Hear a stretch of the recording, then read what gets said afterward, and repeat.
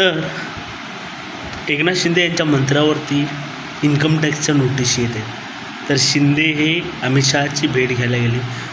तसंच केंद्रीय सगळ्या जे भाजपचे वरिष्ठ नेते त्यांच्या भेट घेतल्या की मला मुख्यमंत्री करा, असं संजय राऊतांनी गौप्यस्फोट केला आहे. आणि संजय राऊतांनी संजय शिरसाटांचा व्हिडिओ ट्वीट केला आहे.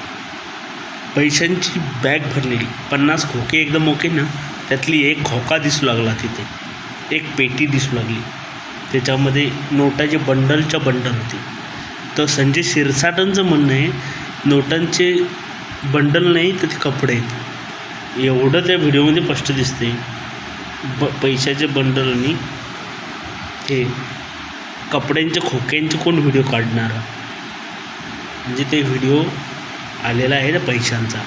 ते इन्कम टॅक्सचं नोटीस आली आणि याच्यावरती विश्लेषकांचं म्हणणं आहे की एकनाथ शिंदेच्या आमदाराचं यांचं त्यांचं वर्चस्व त्यांना संपवायचं आहे आणि त्यांना 2029मध्ये स्वतःचे सोबळावरती बहुमत मिळवायचं आहे.